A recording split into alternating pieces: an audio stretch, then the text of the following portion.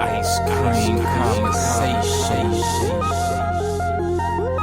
Ice Cream Conversation.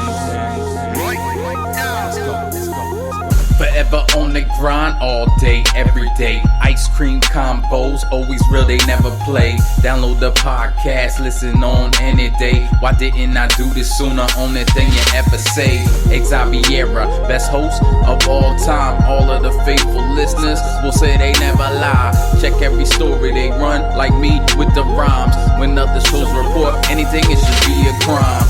Entertainment news, yeah, I gotta get mine from ICC, and you should be inclined to do the same if you got half a mind. I do co-sign this lady to shine like Frankenstein. Cut it the day design. IceCreamConvos.com. Tune in, yeah. This influence by IceCreamConvos.com.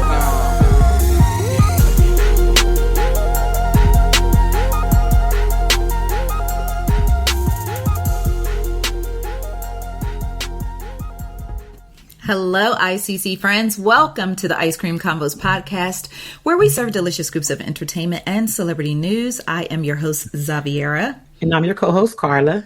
And today we have a very special show for you. Karla, you know I always get excited when we have a guest coming through. Oh, yeah. And today we literally have the man. The man like in the building. Yes, the man right here. The man right here. Don't get me started digging in my mystical bag. I'm just happy you're out of jail. No, God bless. Yeah. Mystical, stop going to them hotel rooms with them girls, Mystical.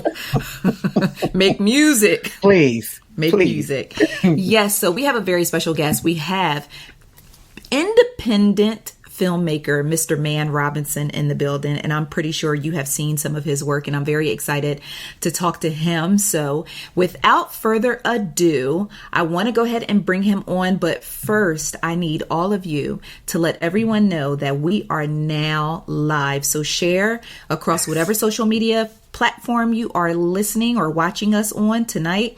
Just let us know, let everyone know that we are live and that we have the one and only Mr. Mann Robinson in the building. Okay. All right, Karla, you ready? I'm so excited. Oh, yeah. Always. All right. Mr. Mann Robinson, the man right here. The man right here. Hey. I like this. Hold on. I got to give him the big spot. Yeah. Hello. Yeah, I like that. What? Yes. How are you doing, man? It's such an exciting and it's such a pleasure just to have you as a guest on the show today. So how are you doing? I'm doing real good. I'm so happy to be here, man. It's amazing. Absolutely. How that quarantine been treating you? Are you in Atlanta? Are you one of them people who act like COVID don't exist in Atlanta? Oh, no. I'm not ignorant. Okay. All right. Just making sure I ain't see you out in these streets now. I'll be like, now is that man? Oh, look at man. Yeah. So how have you been maintaining during the pandemic? How have you been holding it down? Well, I mean, I got a chance to get out of my head. You know what I mean? Yeah. So a lot of writing, a lot of things like that. So, you know, it's sad what's going on in the world, but it really gives me a lot of creators, I guess, the opportunity to exercise. Yes. There you go. Mm-hmm. Yes. The pandemic has set all of us down. And I told people, I was like, this is a prime time to dig into your creativity. It's a prime time to take advantage of all that time you didn't have or you felt like you didn't have in the past. Absolutely. So I'm very happy that you dug into your brain to share with us all of your great creativity. Mm-hmm. So the first thing that I want to do is typically I want to start at the beginning. You know, if you don't mind, I want to walk down memory lane with you for a little bit, if you don't mind. So when did you realize that you wanted to be a filmmaker? Was there a particular film you saw, or was there something that just resonated with you to make you say, you know what, I want to do this. This is what I want to do. The filmmaker part, I don't know. But I think we all want to be on TV. I remember when we were younger, look, Mom, I want to be on TV. You're going to be on. It was always a conversation when we were little. We used to have to do plays in front of my mother, my brother and my sister and I. We had to act in front of them. We're going to be on TV one day. So the desire to be, bigger than life was always there. But making it a career was probably 2000, I want to say 9 or 11. Okay. Both of them had landmark moments. So how did you actually go about making your first film? Because, that's one thing that I find so fascinating about filmmakers because, man, I'm not going to bore you to death and tell you about this film that I had wrote a couple years back. Lord, it's still on a floppy disk. Floppy disk. It is still on a floppy disk, man. Bless her heart. Bless her heart. Listen, that film would have been the #1 box office, whatever. I don't know, man. I might have to pull you to the side. We need to talk. But I wrote this film and it was so therapeutic because it was just like coming to me and it was just like, oh, this part gonna kill him right here. And I'm writing. And then I got it on the floppy disk and I was like, man, I don't know what to do after this. So, when you decide that, I want to make a film, like what are the next steps you would advise any young, talented filmmaker out there? Like, what's your next step? Wait a minute. First of all, you for real about the floppy disk situation? I am dead ass serious. The floppy disk is red. And the movie is titled Girlfriends. Well, Girlfriends is out of there because I don't know how you going to get it off the floppy disk. We got to rewrite it now. So it's over with. Nah, because if I take it to one of those little technical... It's over with. It's over with. You got to start over, go off memory. Floppy disk.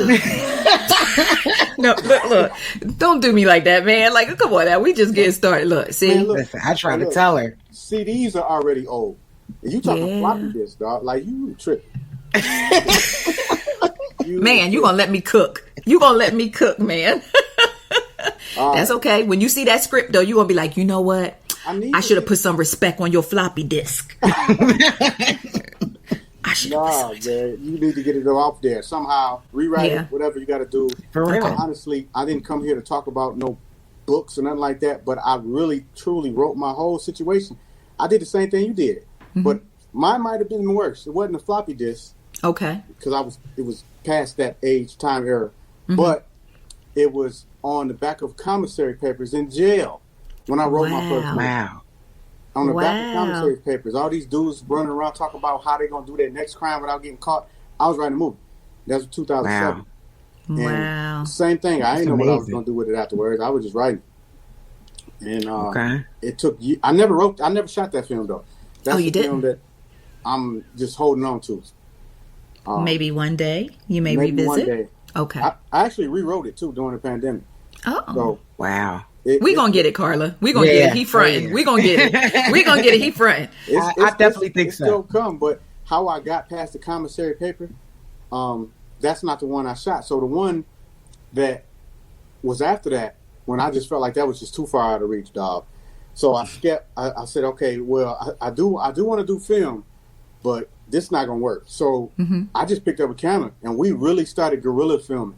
I got an idea. Wow. This is what the character gonna be. Let's just go to camera and follow and it was me. Like, we went to New York. We flew to New York, me and a couple of my partners at the time. And literally had the camera on me, and I was just walking up to strangers freestyling stuff. And their responses was natural, and it was like, that led to this, and that led to this. And then I said, okay, well, that's how you get started. And then I never stopped after that. Wow. Okay. Yeah. So you have... Okay, so what's so funny is a lot of times I will see things just in passing, or I'll come across things, and then later on, I just think it's really dope the way God does things, right? Because I love me some Tori Hart. That is my girl. I used to run into Jamal Woolard all the time at events in Atlanta. He's so funny. Let me tell you about Jamal real quick. He came to a screening at night in a movie theater and sat in the theater with shades on. I was crying laughing. I like tap him like, bro, we can't see you in the dark, bro. You can take the shades, or can you see the film? I love Jamal. He is so funny. But anyway. Well, Tori told me to tell you hi, by the way. She did. Yeah. See, I love Tori. Tori, that's my girl. That is my girl. And, this film Turned.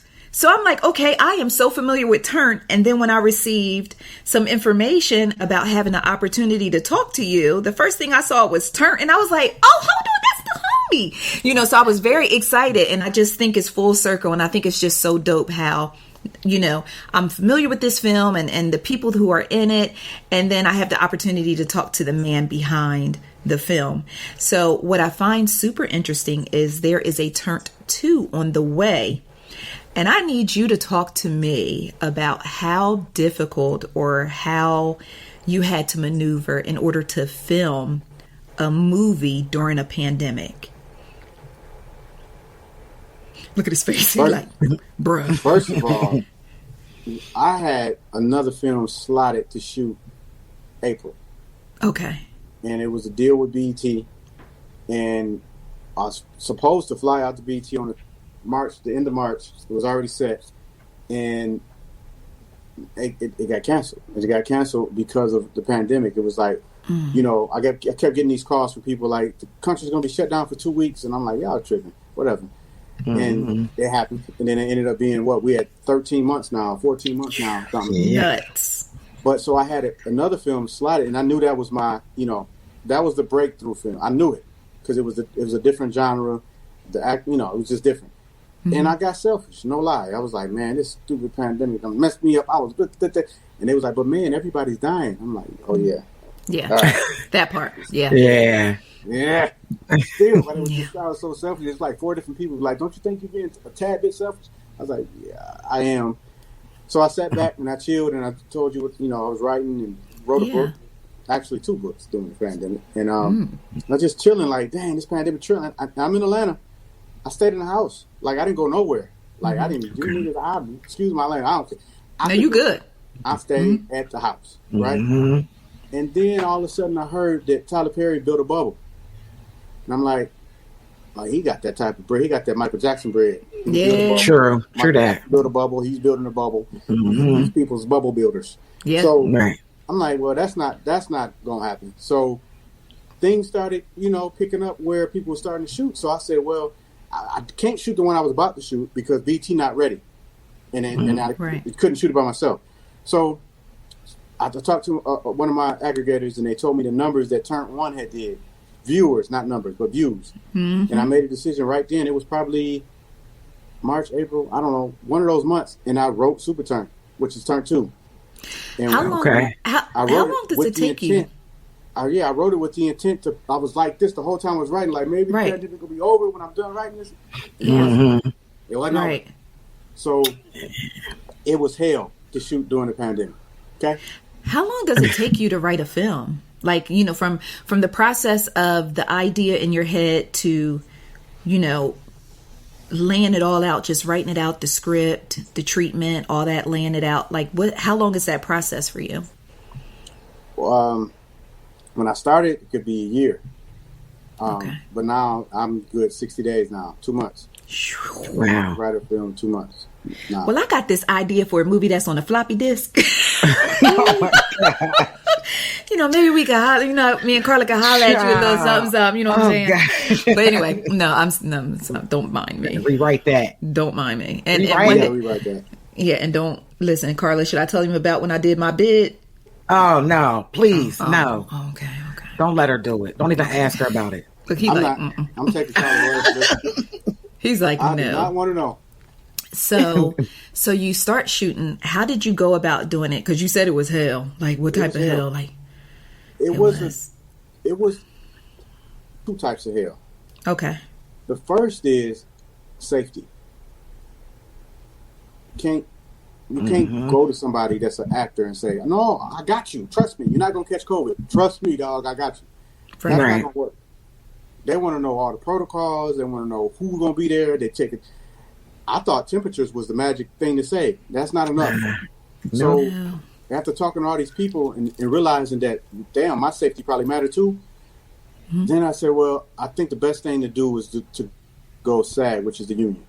Because the union is definitely going to make sure, if anything, they protect their actors like crazy. Right. So certain protocols you had to follow to go. It costs a lot of money too, but it was worth it in the end because everything was regulated. Like we had a medic, we had a COVID officer and a medic. That's 2 different things. Then we had the humidifiers all throughout. It was sanitized all the way through. But, you know, one day we got a call and they said, we're about to come shut y'all down. I'm like, bro, what you talking about, man? We're doing everything we're supposed to do. Wow. Somebody was on Instagram posting pictures without mask on. Oh, no. Wow. Like, bro, they in the moment. They're taking it off, taking the picture. But if you're looking from SAG and you know, from the union, you're looking, it looks like y'all ain't wearing masks. Exactly. And they was about to come shut us down. We had to have a meeting. And it was my Instagram that they seen it. You know what I'm saying? So I was like, all right. So then I had everybody take their pictures down. And right. It was rough. But That wasn't the roughest part. The roughest part was there was 2 shootouts during the production. You talking about with cameras, right? You're not talking about burners, right? You talking about cameras, right, man? We talk about burners. Okay. Wow, that's nuts. So the movie is about a lot of different things, but one of the elements is anti-gun violence against black people, blacks against black. It's against dumbass rap violence. Mm-hmm. Okay. It's anti that. So we're shooting a scene that portrayed that. Fake guns in the hand and everything. Okay. No. So I had 2 types of guns. I had the plastic guns that didn't do anything, just for the picture. Then I had the other ones that actually shoot blanks. Okay. This scene didn't require the blanks. We just got the gun. The actors had the guns in their hand, acting like they were shooting. But there was gunfire though. Like during the shooting, like where's the gunfire come from? Everybody looking at me laughing. I'm like, bro, this ain't the blanks. Y'all tripping. Then, gosh, 2 minutes later, not even 2 minutes, 30 seconds later, another ring of gunfire, whatever y'all call it, came out, and then I know, like, that's real right there. That's crazy. And the whole day was shut down. People was running. The people pants falling down. Which was mine. He said, "Which was mine." It was mine. It was crazy. It was crazy. Okay. Wow. Now I had to maintain the composure because I'm the director and I wrote my movie, so I have to still make sure everybody's safe from COVID. Then I gotta make sure nobody gets shot. That's nuts. I'm gonna do that. You know what I mean? And then I have to make sure everybody get the hell up out of here. Now we lose a day of production. So. Yeah, it was rough. And we seen the dude. I seen it pull in the parking lot and sat there for a few minutes and da-da-da. Wow. That's crazy. So, yeah, it was rough. I can imagine. Now, just for comparison purposes, shooting a regular film, right, just standard, no pandemic, and then shooting in the pandemic, did it take longer, or shooting in the pandemic, was it shorter than the average because you had to hurry up and get it done? You know, which one took more time, do you think? I think that the pandemic is going to always be more because you got so much more to do. Okay. But at the same time, as a director and the guy who was running the ship, I knew that we got to hurry up because somebody could catch this, man. And if they catch it, they're going to shut the whole shoot down. So let's hurry and get this thing shot. Mm-hmm. Yeah. So that was always in the back of my head, too. But, you know, pandemic is going to be more. It's just so much you got to do. Yeah. Any word yet on when we can expect Turnt 2? My father always taught me people can expect whatever whenever they want to. I can't tell you that. See, Karla, this is what we got to deal with today. See, this what we, and you know, Karla, I knew he was about to get me because he got this smile on his face. I knew he was about to get me. He was ready. I saw the smile. Okay, so let's talk about your book, because now you let me know you wrote 2 books. I only knew about 1 book, but shout out to you, author. Yes. A look into Black independent filmmaking. And I really appreciate you for writing this book because we tend to have, I'm just keep it 100. We tend to have a reputation of not sharing vital information once we get it. And so for you to create this book for other filmmakers, you know, earlier I was asking you, like, what do you tell filmmakers? And apparently I should just tell them buy Mann's book. But for you to create this book to give information, vital information as far as filmmaking, independent filmmaker, because I really love talking to independent filmmakers because I feel like y'all have another level of G about you. And, you know, so talk to me a little bit more about this book so that any aspiring filmmakers, you know, like floppy disk people, they can kind of scoop the book and see what they need to do. Oh my God. Okay. So the book is like during the pandemic, like I said, we sat down. So when I went to film school, I was disappointed. I went to AI, one of them, I went to 2, but AI really disappointed me because one day we came to class and the lady, I think I was late or something. And first of all, I'm paying you like a lot of money, so don't just stop tripping. So, but the homework was to go home and watch lynda.com and give me an essay on what you like. My whole view of them changed right then. I didn't really, I got upset with them, but I also like it ignited something in me. Like you trying to tell me lynda.com costs $12 a month. It might have went up since then, or if it's still even around. It's like so many more now. opposed to film school costing all those thousands. So this is where y'all getting y'all lessons from. That kind of hit me the wrong way. Mm-hmm. So I went on a mission to, even though I had already started watching YouTube and all that, I really went on a mission to stay on that and really kind of not really worry about film school like that. So the beauty of taking a movie off of floppy disk, rewriting it, and just moving forward, you also get to create your own film school. Wow. You don't learn nothing until you make a mistake. Facts. Mm-hmm. Yeah. It's super facts, because how do you know what to change if you don't know what's broke? The other thing you're not going to be able to accomplish is knowing what everybody else is supposed to do if you don't know how to do it. You got to do it. You have to hold the mic for a short period of time. You have to do every position, because if you don't, when you hire somebody, how the hell are you supposed to know what they're doing? Mm-hmm. They could be over there doing whatever, and you won't know until you get back to your floppy disk whether it was wrong or right.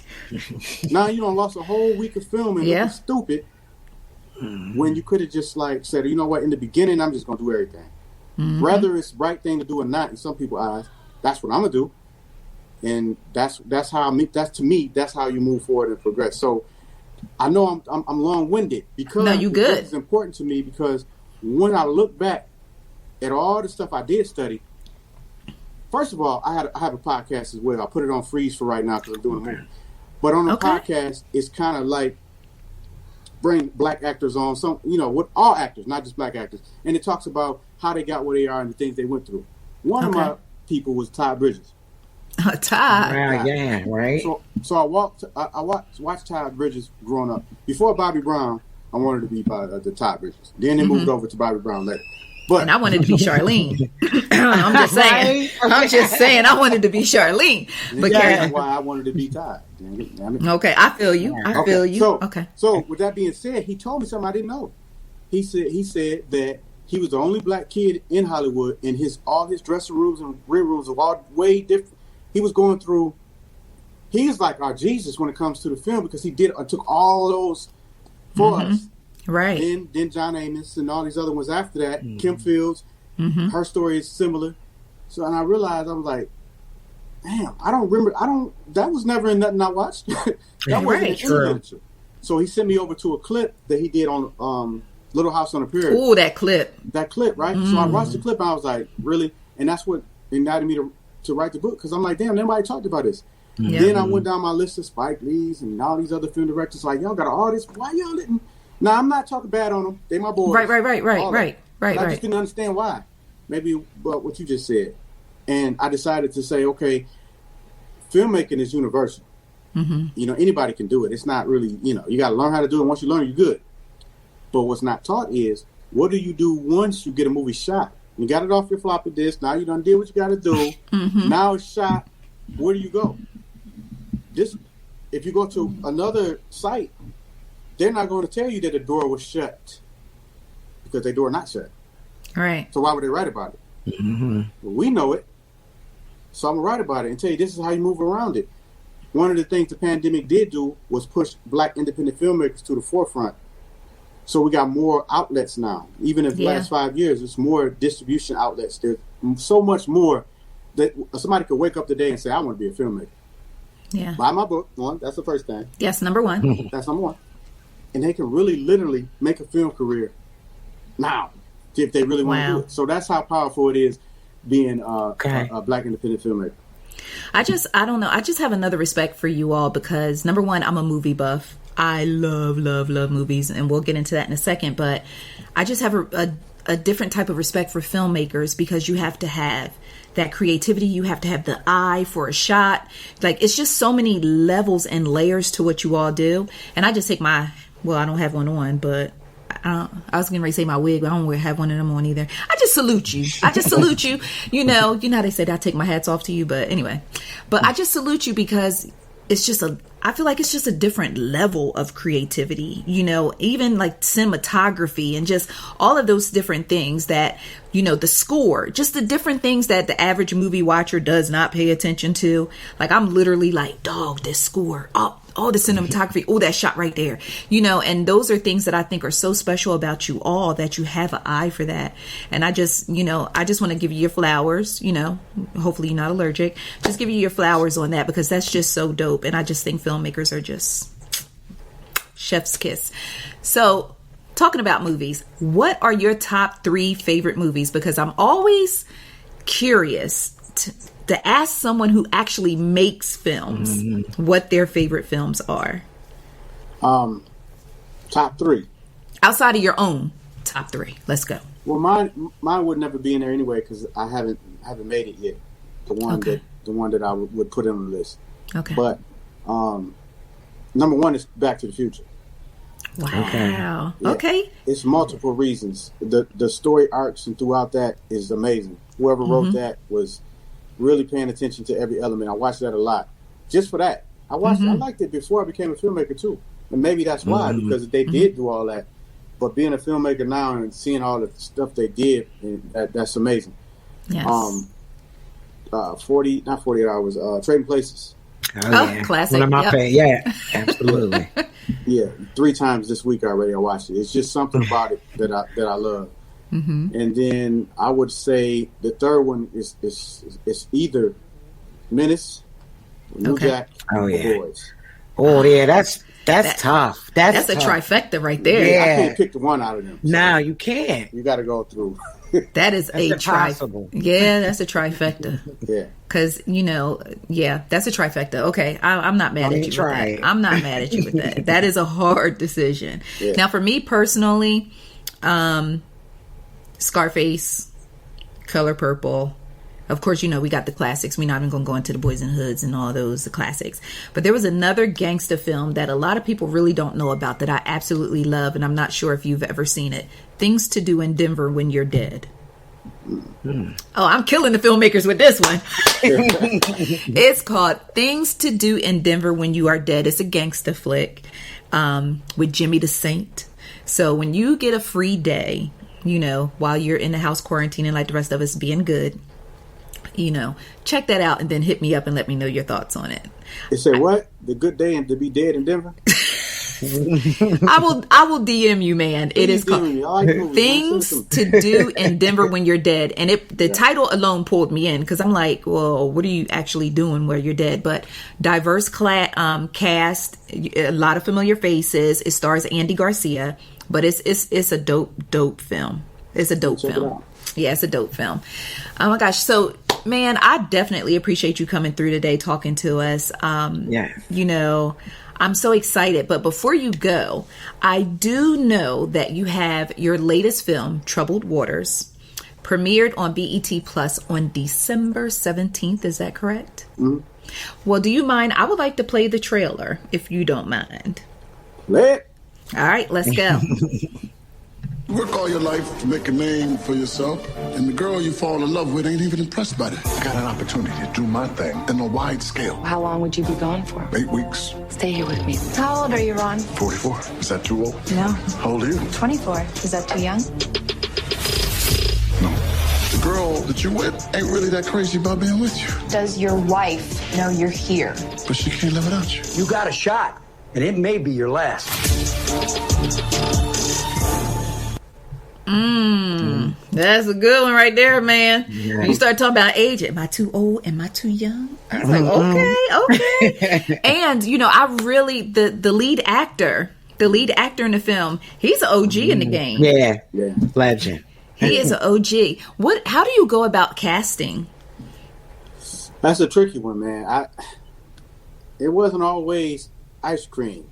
I see what you did right there. I see what you did right there. It was.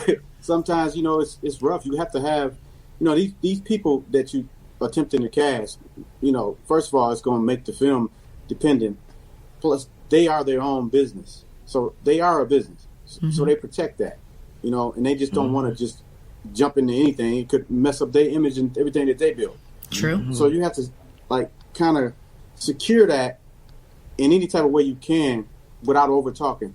So the best way to do that is build a reputation first. And once you build a reputation and you're able to close one and close another, and then it becomes, hey, that's Mann Robinson. Let's see what he got. And I get more and more of people saying, I've been waiting to work with you, which is amazing feeling to hear that from the people I'm hearing it from. So, but I want to say this. So in Super Turn, Tori and Harry Lennox, that's the guy you're talking about. Yes. They have a very nice scene together. And Tori, it shows her acting chops very well in there. Yes. Okay. So just want to let everybody know that. Yes, I'm very excited about that. I just want to put it out there. I mean, like, it's no pressure or nothing, but I did play Chicken Little. And God. Karla. Come on. My name is Karla. I played Chicken Little. And The Sky Is Falling in first grade. And when I tell you I moved the crowd, it was wild. You know what I'm saying? The way I moved the crowd was unforgettable. So I'm just waiting for my next shot. But I'm just saying, like, I'm quick with lines. I can dig into my feelings. I'm just putting it out there. I'm not, putting any pressure on your neck. Nothing like that. I'm just putting it into the atmosphere. And I'll let it, marinate on all of us. You know what I'm saying? So, yeah. That's good to know. That's very good to know. Listen, man is like, so this child got a floppy disk. She was Chicken Little. Like, thank God she got a little podcast going for her, because good grief, but no. No, you got more than a little podcast, man. Everybody know y'all. Thank you. Yeah. Everybody know y'all, and I'm happy to be on here and see what the conversation was going to be about. I'm glad that it's fun. Yes. So I appreciate it, being here. Yes, we appreciate having you here. But before I let you go, 2 questions. The first one, what is your favorite flavor of ice cream? That's number 1. Don't have none. Yeah, I do, but it's so many. Because, see, here's the tricky part. I know y'all got to go, but y'all got to hear this. Okay.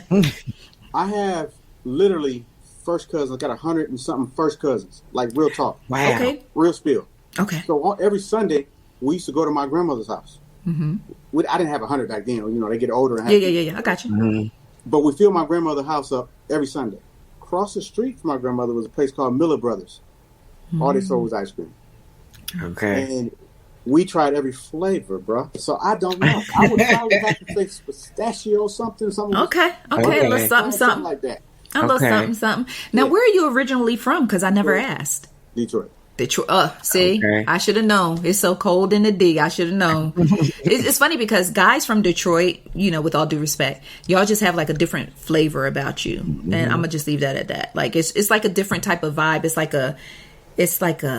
It's hard to explain, but you know it when you see it. So once you said Detroit, I was like, okay, cool. Yeah, I got it. Yeah. It's like a different type of swag. That's what I'll say. It's a different type of swag. So shout out to the D, because we have a lot of ICC friends in Detroit. So shout out to all of them.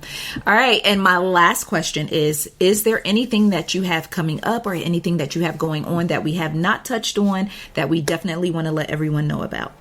Well, as hard as it was to shoot a film during the pandemic, we're doing it again this month. Tori Hart as well is back. We have Darius McCary playing in one of the roles. Clifton Powell is in one of the roles. Coco Brown, a very well-known actress that was in Spit on Your Grave. Her name is Jamie Bernadette. It's a lot. A lot of people came in on this one. We're shooting it. It's on the 25th. It's a SAG project, and we're shooting it during the pandemic again. Somebody bring some guns this time. She just told y'all I'm from Detroit, so back it up. We ain't playing this time. Okay, we're not playing. Playing. Well, I wish you the most success with that. Yes. I wish you the most success with that. I'm so excited. I'm so excited for you. And we'll definitely make sure that we support you and the ICC's friends support you. And, I'm just so elated that you took time out of your day to come and kick it with us and talk to us and inspire us. So I appreciate you so much. Well, thanks for having me. Karla, thank you too.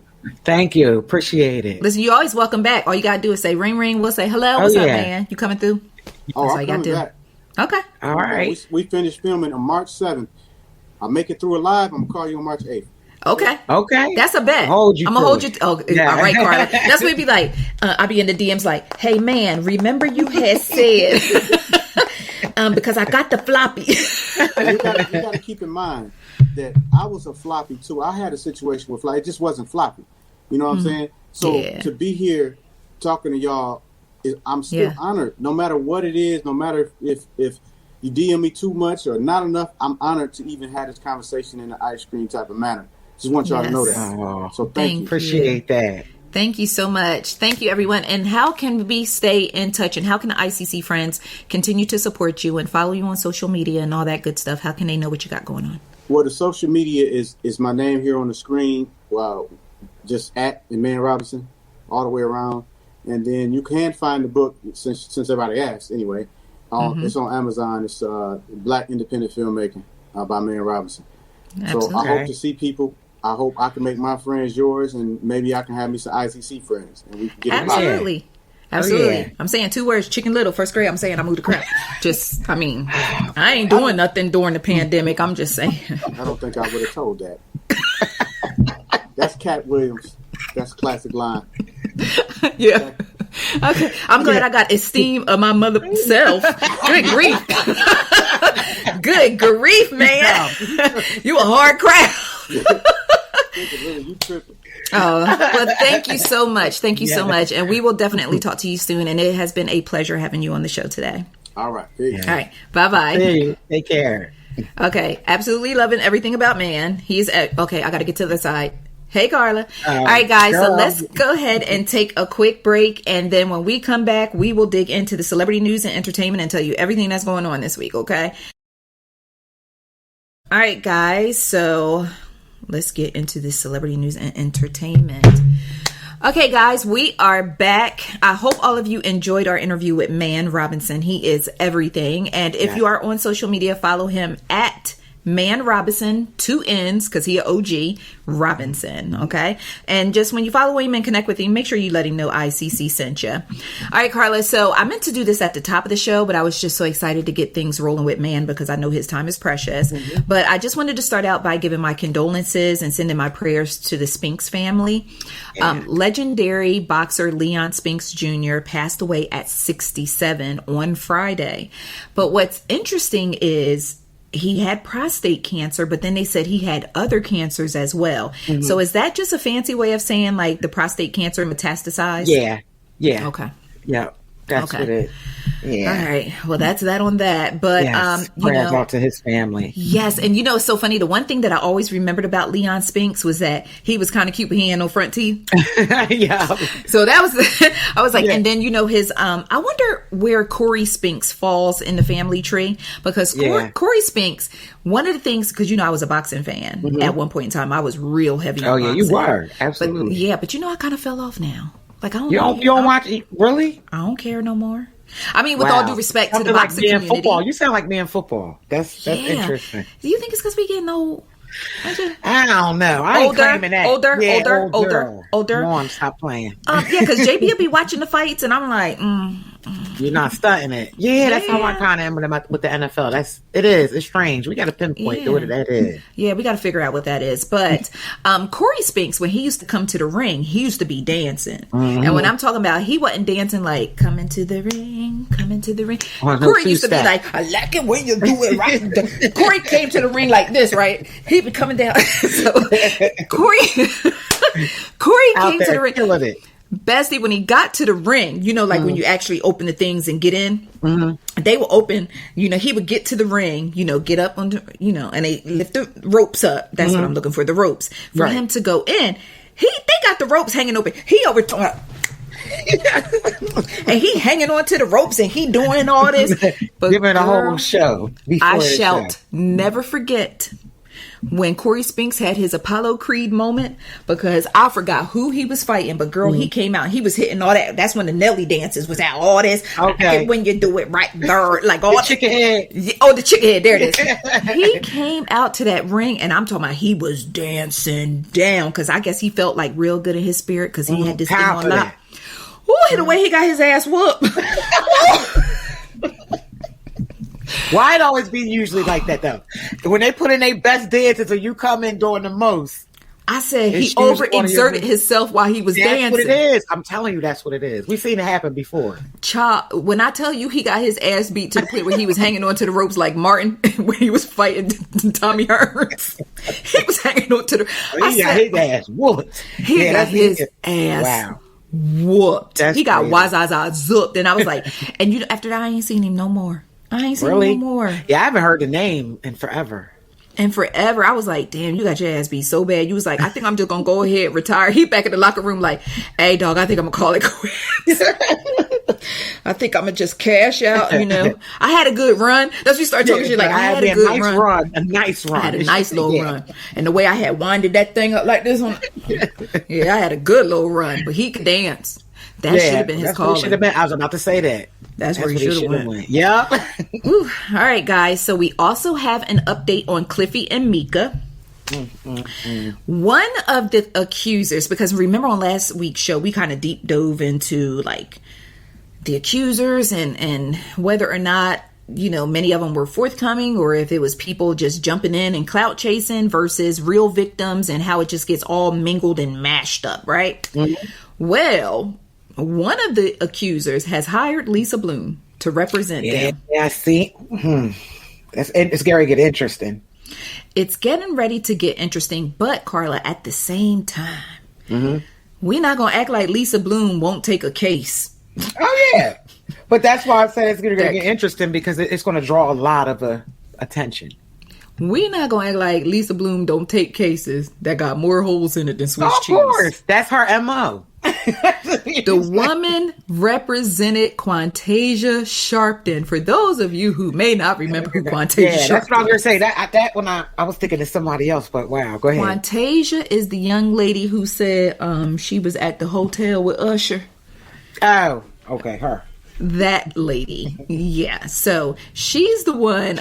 Lisa Bloom has represented Quantasia Sharpton. She has represented Tierra Marie in her case against 50 Cent. I think she ultimately... I forgot she did Tierra Marie? Yeah, but I think she ultimately dropped Tierra Marie when she found out Tierra was still running around with the ex-boyfriend that she was trying to sue for revenge porn. Yeah, yeah. And then there was another... Who else did she represent? She represented Black China when... Rob Kardashian. Yes. When Rob put all Black China's little beeswax out in the street. So she represented Black China.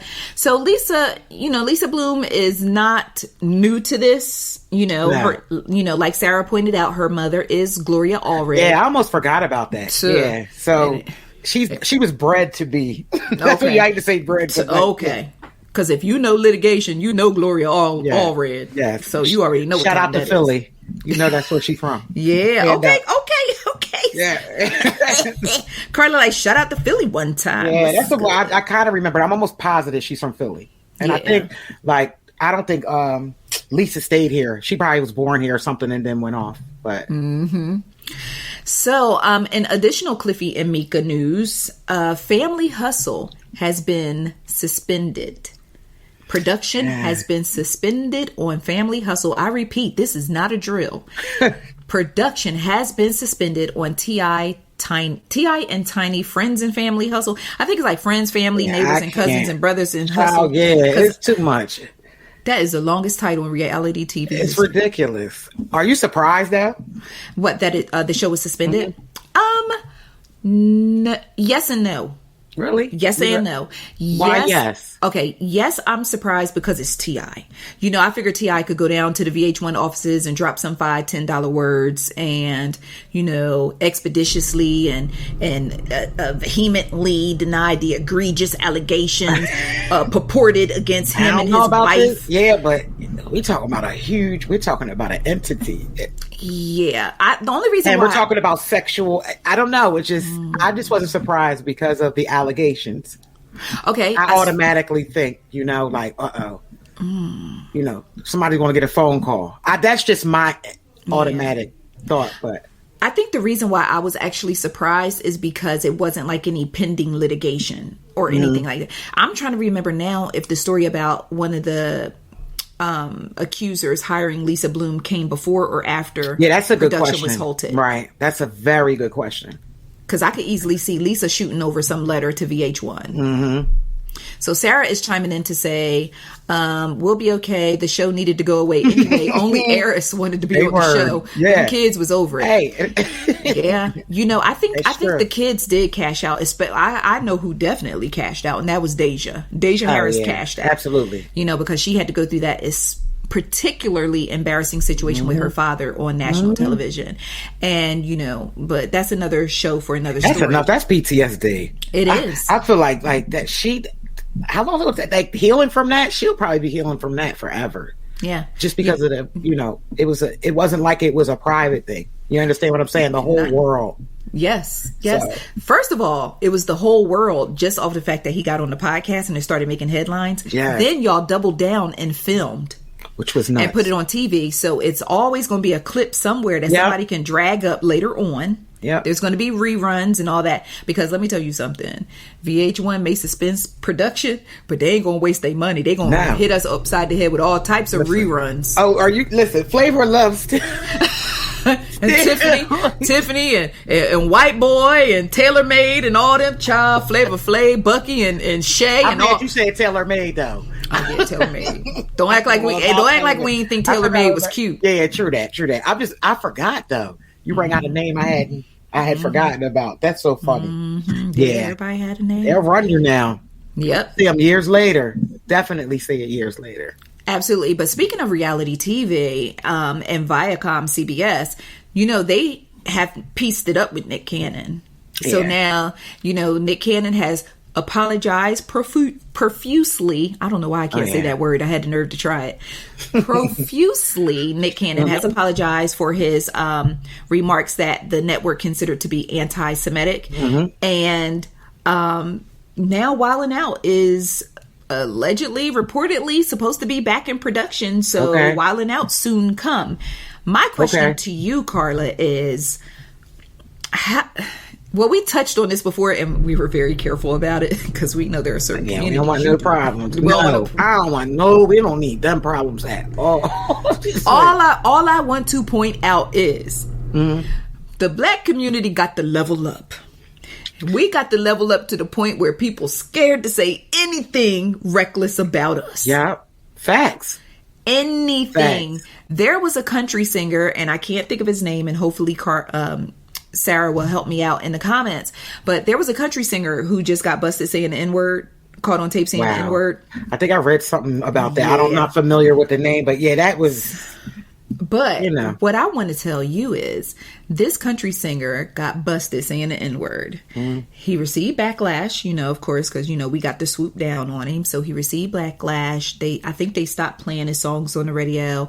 Morgan Wallen. Thank you so much, Sarah. His name is Morgan Wallen. And they was talking about the NAACP, talking about they want to invite him to a conversation and all that. But here's the kicker. The hook, line, sinker, and kicker is after he said the N-word and he's got all this backlash, they ran through the little motions. His songs, the streams. Oh, through the roof. Through the roof. Of course. Through the roof. Nothing like bad. Listen, we are in a day of no matter. Once you get a buzz, it doesn't matter what it is. Especially depending on your fan base. I'm trying to say keep it cute. Yep, but I got you. I'm with you. I'm right here. They it's not too much that you can do. That it's like it enrages them. Like it just gives them more motivation. It's nuts, but it's funny because I was wondering if a portion of the streams were like, well, what song does he sing? And they go, see, I don't care what song he sings. I don't know. I mean, what difference does it make, right? Unless he's saying it in the song and I want to hear how he said it, but I still don't care. But then you have that audience like, they're not going to take him down on my watch. Oh, yeah. There it is. We'll show them. We'll show them. Yeah. That's the one I'm talking about. We'll show them. You just hang on in there, Morgan. We got the cavalry coming. Yes. We're going to stream all these songs and we're going to show them. If I'll be damned on my Rudy Toot and my cowboy boots, we're going to stream. What is it called? What's it called when you stream? They have a name for them. When they Stream Farm. Yes. Yeah. I'm saying if anybody wants to start a stream farm for me, I do not mind. Both of my albums is on Spotify. We on it. We need to start it. If y'all want to, if y'all want to just make a little something for me for Christmas early, y'all can start early for Christmas. But so it's just one of those things, and so Nick apologized, but I found Nick's situation to be a little different in the sense of Nick talked crazy, right? And then when the shiznit hit the fan. Nick was like, King Kong ain't got nothing on me. I don't care. And he doubled down, right? Blasted Viacom. Was like, y'all been doing me dirty for 20 years anyway. Y'all don't pay the black people the way you pay the white people. And now Nick like, Kumbaya, my Lord. Because he knew where that money resided. The real bag resided at. You understand what I'm saying? But no, honestly, in Nick's defense, though, it's to me like they need each other. Yeah, they need each other. You know, it's. I mean, how many years has it been? Wild 'N Out been running? Yo, could you wait? I just had to wait. What? I just picture Viacom trying to move forward with Wild 'N Out without Nick Cannon, and they have this little white guy come out with flick his hair back. He's like, wildling. Something wrong. Who they gonna get? Aaron Carter. You know, I'm just saying, like, what's so crazy is like that's why I feel like it's like a codependency almost because he is that show. That's his show. Yes. Everything about Wild 'N Out is Nick Cannon. You would have had to throw away that multi-million-dollar, maybe billion-dollar show. Yes. So no. And I mean, it's whether you like Nick or not. That when you hear you don't hear Wild 'N Out Nick Cannon. It's like that's his show. I was happy to hear it though. Honestly, I mean, I know he had to do a whole lot of begging and apologize, and that doesn't sit well, but especially if you ever listen to like an interview, Nick being interviewed with like before him and Vlad started beefing. Yeah, are they still beefing? I don't know. Yeah, but I watched like old interviews of Nick, and Nick, Nick is an intelligent dude, and some of the things I felt like that he said, I'm not going to get into them, but Yeah. He fine too though. I ain't gonna front. Like Nick Cannon fine. Yeah, he is. And the way he be doing those push-ups and all that kind of stuff, I be like, oh, he's strong. Yeah, that's strong. Yeah, he's strong. Yeah, you gotta love Nick. Yeah. So speaking of Nick Cannon, just take a moment and send up a prayer for Nick Cannon because he did recently test positive for COVID-19. So just send up a prayer for him. But we are looking forward to the return of Wildin'. I do not want to hear Wilding. Wilding. Like I'm saying, salt and pepper. Yes, and salt and pepper's here. I actually heard, like, seriously, Vlad was like, back to Vlad again, was interviewing like Kid from Kid and Play, and he kept saying salt and pepper. It was driving me crazy. Oh my gosh, pepper. I'm like, as Vlad, you know better. He do know better. I like Vlad. I'm telling you. Listen, y'all got to do better. Yeah. So Karla, there was a young lady who went viral this week. Oh man, girl. One Miss Gorilla Glue Girl. Karla, this young lady by the name of Tessica Brown, made one of the poorest decisions of 2020. No, actually, 2020. Yeah, because I don't know. I don't know if she made this decision in the year of our Lord 2021 or 2020. Yeah, that's what I was wondering. Either way, this young lady, for those of you who may have missed this story by some odd reason on God's green earth, this young lady had ran out of got-to-be glue spray, I guess, and she was trying to get her hair to be lurid. And so she decided to grab some Gorilla Glue spray. Now, to be fair and honest to her, someone said that there is a such thing as Gorilla Snot, which is like a hair product, and they believe that she mixed up Gorilla Snot with Gorilla Glue. Karla, listen. I'm trying to shoot her some bail because for a long time I had never even heard of Gorilla Glue. But my thing is Gorilla Glue. Listen to the name. Gorilla Glue. But I don't see Gorilla Glue being in the beauty supply. Like, sis, where'd you go to get it? That's what I'm it's saying. Probably Walmart. I blame Walmart. Me personally, if there is something there named Gorilla, I don't want nothing named Gorilla in my hair. I don't want nothing named glue in my hair. Yeah, exactly. I don't want no Bond glue. I don't like that stuff y'all be putting down for the lace fronts and carrying on. I don't want none of that. Way my scalp set up. I don't want no glue. Yeah. Because the way my hand is and the way the Lord like to play with me, I be done drop the glue. I be trying to put something on my edges, dropped it down to my eyebrows or to my eyelashes and seal my eyes shut. No. Or permanently open. I think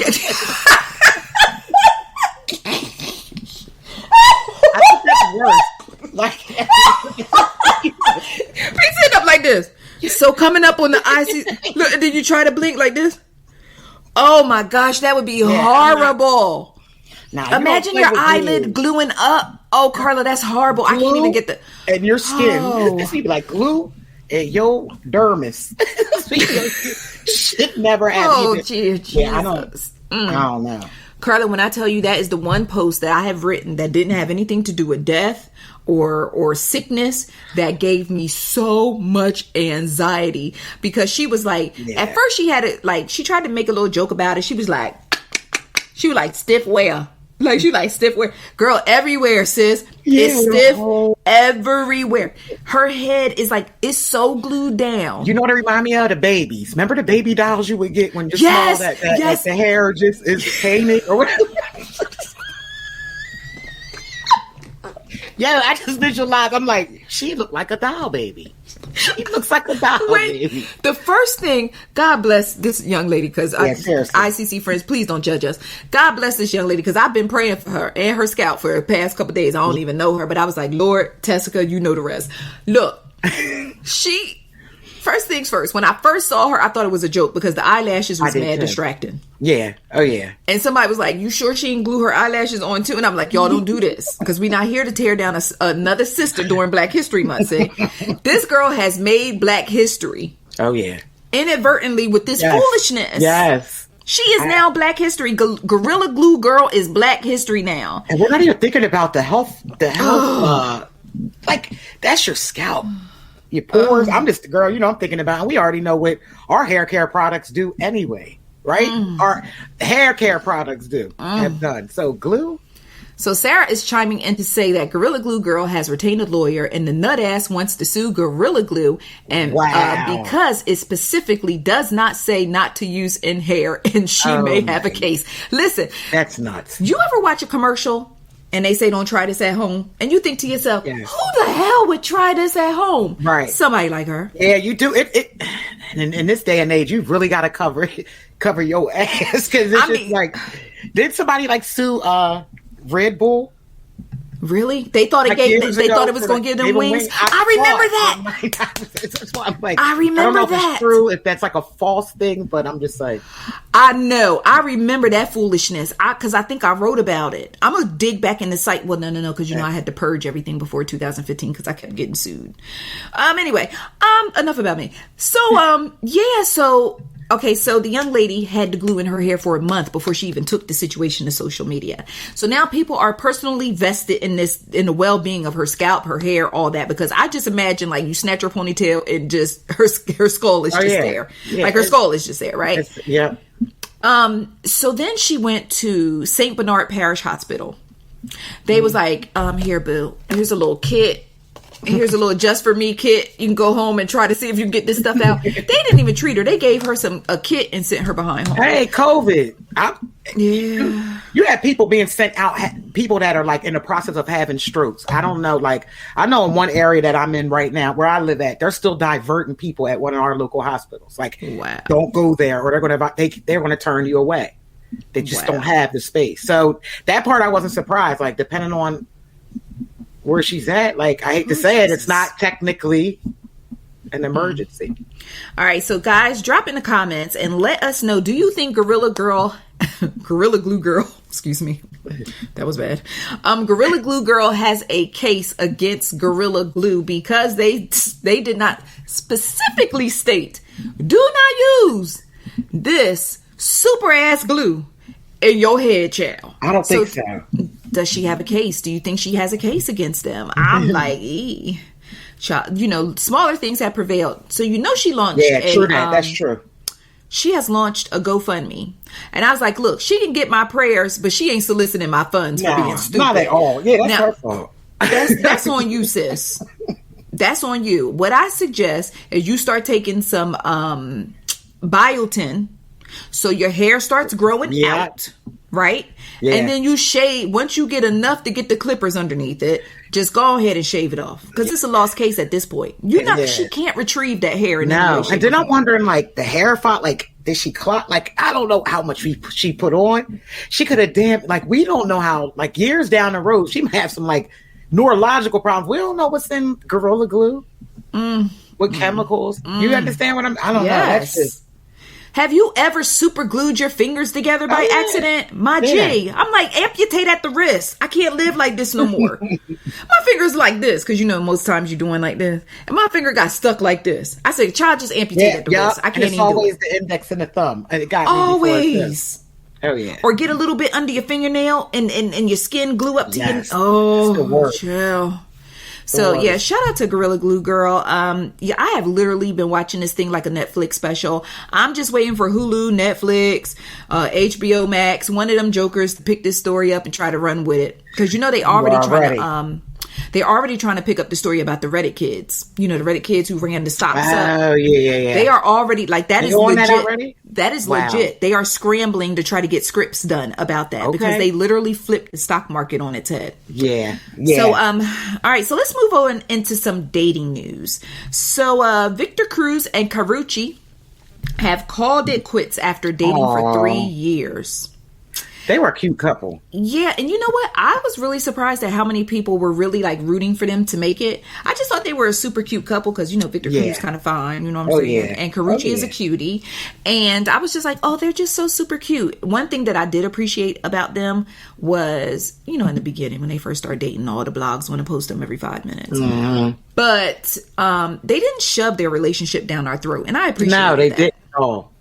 Maybe that's why I like them together too. Besides the fact that they are great to look at as a couple, like they are eye candy, but they didn't. They didn't shove it down our throats at all. No, they did not shove their relationship down our throats. So I was a little disappointed that it ended, even though if they hadn't told me, I wouldn't have noticed. But Karrueche back on the market.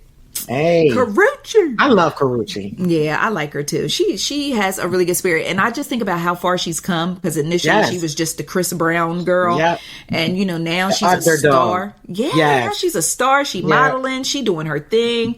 She's really coming to her own. So congratulations to Karrueche on all her success, and Victor Cruz. I wonder if he did anything because he had. I ain't gonna bring up nobody's Black History on Black History Month. Okay, I ain't gonna do that. I ain't bringing up nobody's Black History on Black History Month. So, Danny Lay, I don't know if I'm saying her name right because Is it Danny Lee? And then I might have been saying it wrong. I've been saying Danny Lee. Am I wrong? Okay. See, I was going to say Danny Lee, but then I heard somebody say Danny Lay. Yeah. And then I was like, well, let me say Lay because I ain't want to be saying biopic when it's supposed to be biopic. So... So I was like, okay, Danny Lay, but she was dating the baby, right? Mm-hmm. And have you ever seen two people start dating each other and you be like, child, now this is a hot mess made in hell and I don't know how long this will last. Okay. So that was the situation with her and the baby, because the minute she went public with their little relationship again, because he got a baby mama and all kind of other stuff, and he go through his little problematic mess. But people were like, child, okay, you telling us y'all together today, but watch what happened. And sure enough, when I tell you, when she got on social media last night and said, posted officially single, the dragging commenced. And when I tell y'all, those tweets were entertaining. If you have not read them, they are available at icecreamconvos.com, where we serve delicious scoops of entertainment and celebrity news. Go look at them tweets about Danny Lele. Oh, that's what we call her, Danny Lele. So we both read. Lele. Yeah, there it is. Danny Lele. Okay, so her and the baby are officially a wrap.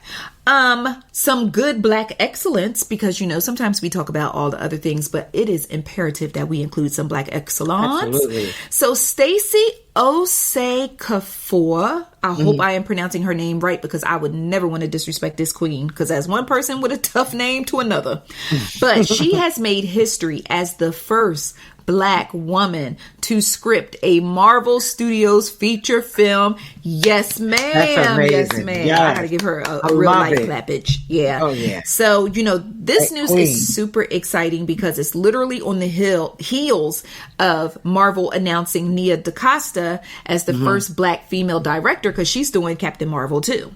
So it's Black excellence all up and through Marvel Studios. And if you needed another reason to love Marvel, if you needed another, I don't know what this hand motion is, but I'm glad y'all can't really see it that good. If you really need another reason to love Marvel, they actually only interviewed people of color to write the Blade film. Wow. Yeah. Okay. Shout out to them. Okay. Because they are being intentional and their efforts to maintain diversity over at the Marvel Studios. Okay, so shout out to them. And I don't know, well, just for the record, Stacey will be writing the new Blade film starring Mahershala Ali. That's a nice piece of chocolate right there. Oh yeah. Okay, so let's talk some movies news. Last night was the Super Bowl. Couldn't care less. All I wanted was food. Yeah. But shout out to the Tampa Bay Buccaneers. They won. Yes. So they will be praising the... Is that their first Super Bowl ever? Championship ever? So something in my spirit tells me, but I've been out of the NFL. I've been out of the football game for about 7-8 years now. So I don't know. Listen, you asking me. I'm like still asking. Well, do they still got free throws in football? You still say a home run with? Oh, like he get a free throw. So during the big game, they were running. Karla, ICC friend, said this is their second Super Bowl. Okay. They also won, according to Tatisha, they also won in 2002. Yeah, it's been a minute since I watched it. Okay. Thank you. Yes. So, see, that go to show how long you've been watching. Oh, yeah. I used to be a fanatic, and then I just kind of, like I said, I don't know what, just follow. I could care less. Mm-hmm. I was like, I know. I could care. They're like, who in the Super Bowl? I'd be like, 2 teams in the weekend performing the halftime show. That was it. The one with the cute uniforms. I'm getting like my cousin now. She used to be like, the ones with the cute uniforms. Listen. Just give me some hot wings. You know, I'm like the one with the cute quarterback. Anyway. So during the big game, you know, they run their commercials and all that. But last night, Universal Pictures must have threw the whole bag in because, you know, the Super Bowl spots aren't cheap. No, not at all. So Universal was like, we getting ready to drop F9 on y'all. We getting ready to drop Nobody on y'all. And we getting ready to drop Old. So F9, of course, is the 9th chapter of Fast and Furious. Old is a new film by M. Night Shyamalan Ding Dong. You know, I call him Shyamalan Ding Dong, and it's not in a disrespectful way. That's like my little nickname for him. But it's M. Night Shyamalan, right? Shyamalan. I have said Shyamalan. Oh, damn it, the hell! All right, so moving right along. But the premise of this film is wild, and it messed with my spirit, as M. Night always does, right? Because I'm like, I be wanting to support M. Night, but he messed with my spirit. This film is basically a family goes on vacation. They go to this island. Either they go to the island on their own merit, or either they end up on this island. But whatever's on this island is causing them to age rapidly. Oh, wow. Like literally, the boy was 6. He ran behind a little stone or whatever on the beach. What do they call a rock? It's a rock on the beach, right? It ain't a stone. Okay, so he runs behind a rock. He comes back out. He's like 17.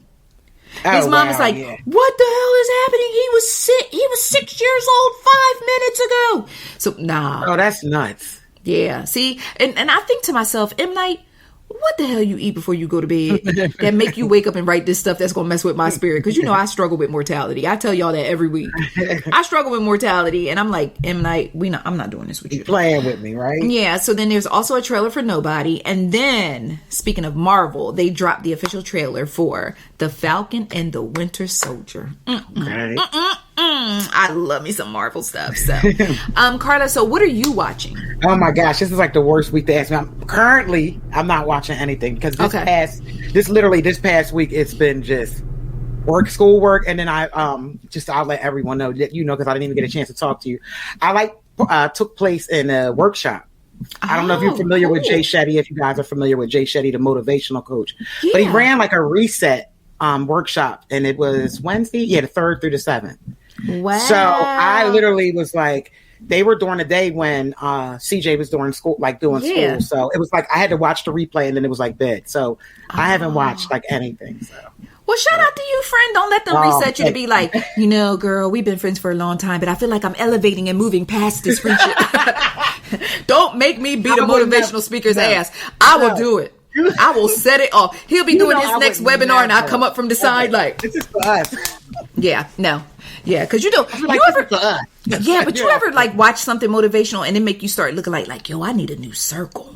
Like, I can't, like, y'all holding me down. I look at stuff and be like, I need a new me. I do a whole lot of stuff. go downstairs and be like, babe, I don't think this working out. I mean, just because we love each other, it's more like, what? It does. You do have to check it. It's so funny you said that, because you go through kind of that kind of stuff. Yeah. I don't necessarily go through the circle thing. Listen, we besties forever. Let me tell you I don't know something. what they're going to do, because one of us got to leave here first. I don't know how that's going to work out, but be one of the people just jumping in the hole with the other one. Just that's all we're gonna do. Just jump in the hole with the other one. They be like, "Ma'am, this is not a by-go grave. It is today." But no, it's so funny when you talk about workshops and motivational speakers. And I'll wrap this up pretty quickly. But I watched this. It was something on Netflix with Tony Robbins. Okay. That thing had me want to pack up and just leave my family behind. I said, I can't watch this kind of stuff no more. Tony Robbins definitely will have you ready to give up everything. Everything. I was like, the husband, the kids, the dog, I'm gone. Y'all can have all this. Everybody. I'm going to move somewhere where don't nobody know me. I'm changing my name. I'm starting over. I was like, I can't mess with these motivators. I got to stick with The Secret, because I know The Secret don't push me too far over the edge, but it always realign me. But no, with that being said, the reset workshop was pretty cool, because it really was not. It was just really about everybody knows the most successful people. They all say the same thing. They have good habits and they break the bad ones. So it was really kind of like just reset, especially with COVID. I did it because I was like, all right, I feel like my anxiety levels are building up. I need to come back. I need to balance myself. So that's it. But you know what? I appreciate you opening that door, because I want to have a moment of transparency with the ICC friends, since it's not a whole bunch of people watching live tonight. But speaking of, creating good habits and breaking bad habits, I'm still struggling on the making good habit side. But as far as breaking bad habits, I am officially 8 days clean. I know some of y'all like, she on that shit. Look, some of y'all looking at y'all phones like, she was on that shit. No, I'm not on it. Listen. If you know me, you know I love me some Captain Morgan. Hats off to you. Congratulations. Because I think they say, this is something I just recently learned, it's like 30 to 90 days to truly get rid of, break a bad habit. I think it's 21, but at this point, it's going to take me 30 to 90, bestie. So, no, for those of you who know me, y'all know I love me some Captain Morgans. But at the same time, I do recognize that I have an addictive personality, because my parents were addicts, right? Okay, I am sharing a lot. But anyway, so I know that I have an addictive personality, and I recognize it. And when I tell you I have addictive personality, it is not a game. For instance, something as simple as, remember when Words with Friends came out, Karla? And it got to the point where JB was like, yo, you playing this junk for the time you wake up until the time you go to bed. Anything that I get addicted to, it's a wrap. Yeah. It's a wrap. If I get addicted to a food, I will try to eat that food as many times a week as I can. But don't beat yourself up too much. I think us as human beings, some may have it more than others, but I think we all have something that we could do, the environment or whatever, that we're addicted to. It's things that we don't even know. Or recognize. Or recognize. So you don't beat yourself up. But I do feel like I have an advantage that I do recognize I have that type of trait. So that's why I never listen. What they always say, awareness is always because listen, that's why I never mess with drugs, because I was like, child, I will go from girl, let me hit that blunt to I was prom queen. No.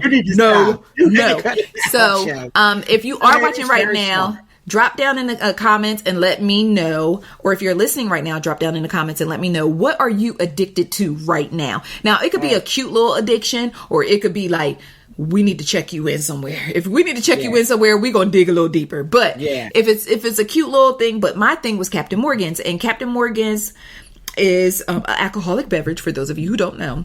And it got to the point where each night I would make me a glass, and I would fill the glass up with ice, because I'm addicted to ice right now too. That's not even addicted. You're attracted. It's something that you like. Addiction goes way deeper. No. Addiction goes way deeper. Ma'am, I will be laying in the bed I need some ice. So iron, no, but your iron, you have low iron, right? Yeah, but no, literally, I am on it. So every night, at first it just it would be a weekend thing, and then it became okay, well, I'm going to just get one small glass every night just to kind of calm me down, you know, before I go to bed, because it does give me like that that relaxed feeling. I've been dealing with the baby all day and all this site and emails and blah, blah, blah, blah, blah. And I'm going to just have a glass. Well, then it got to the point where one glass started becoming 2 glasses each night. Then it got to the point where I was like, I feel like my kidneys is shutting down. Because you know I'm a hypochondriac on top of that. Yes. So I'm like, it feels like my like kidneys. you was drinking a fifth.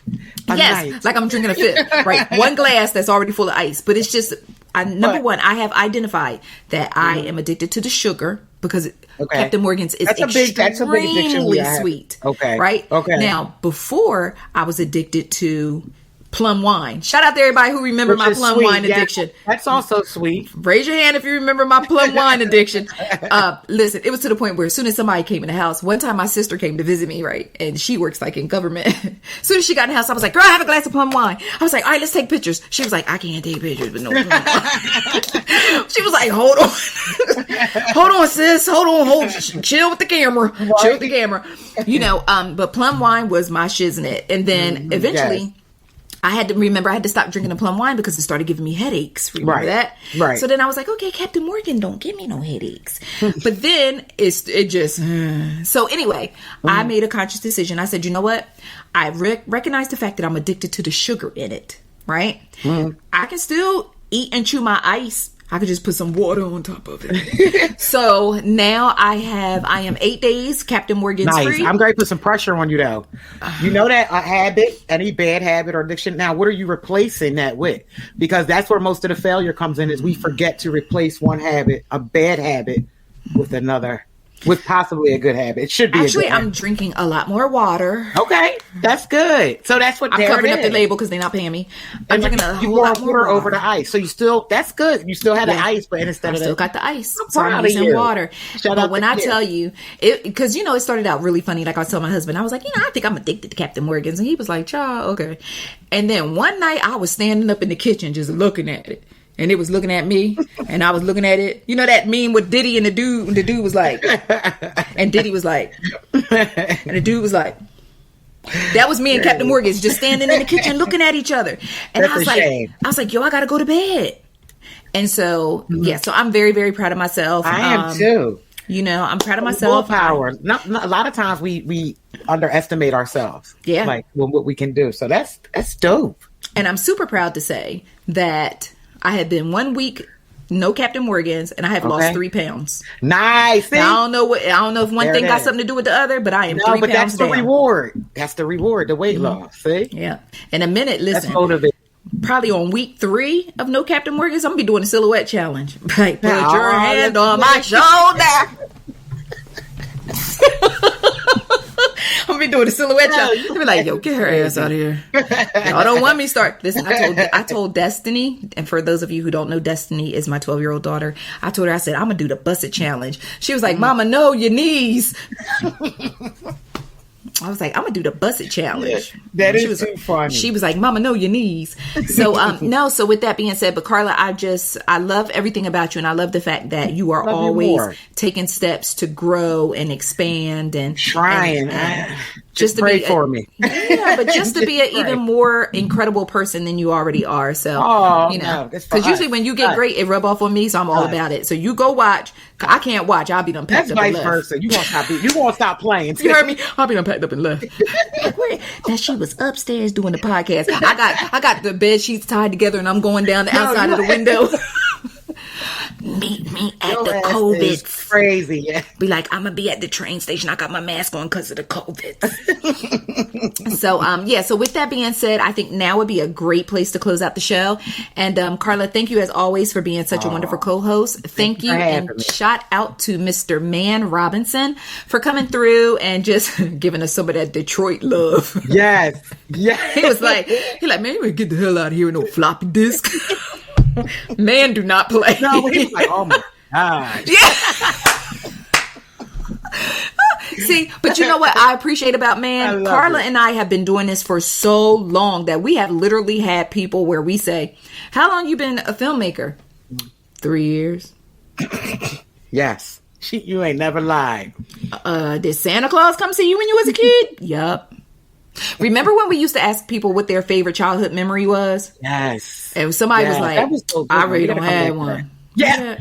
And I can't remember exactly. You gotta remind me who that was. But of course, you know that's there's a producer. His name rhymes with Park Tenry. Oh, all right. Oh, that's the same one I was thinking of. That's like the worst. Yeah, he was probably our worst interview in history. Yeah, I think so. So. And y'all know Zabi can bring, like, how do you not want to have a conversation with Zabi? So it's like, yeah, some people think I'm weird, but guys, we just thank you so much. Thank you so much for tuning in. Thank you for everyone who is watching via Facebook. Thank you to everyone who is watching via YouTube.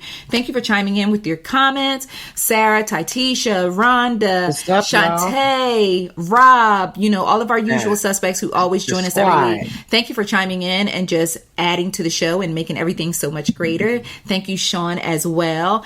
And so we will be back here next Monday, Lord willing. Always remember to visit icecreamconvos.com for your delicious scoops of entertainment and celebrity news. Be sure to subscribe to the podcast wherever you listen. Subscribe, rate, and comment because that helps us out a lot. Yeah. And subscribe to our YouTube page. We try and get them numbers up. And you can feel free to follow us on social media and connect with Karla and myself on social media. So we thank you guys so much. We love you. We appreciate you. We thank you for listening to the show. And Karla got some parting words for us. Let's go, Russ. No, seriously, thank y'all. We really, truly appreciate it. I'm trying to be, more grateful until here we go, right? Yes. But no, seriously, thank y'all. And Zabi, thank you. Like, I don't know. You're like the greatest best friend ever, the best host ever. You could truly do this by yourself. You insist on that, but of course, I love you to pieces. So y'all mask up, stay out the way. And please, everybody up in the East Coast, up north, please don't get it in no shit over no snow. Word. It's not worth it. The last thing you want to be is buried in snow, bro. That's it. It's time to you up. Bye, y'all. We'll see you next week. Yes, ICC. We got it. Bye. All that, y'all. Ice cream conversation. Ice cream conversation.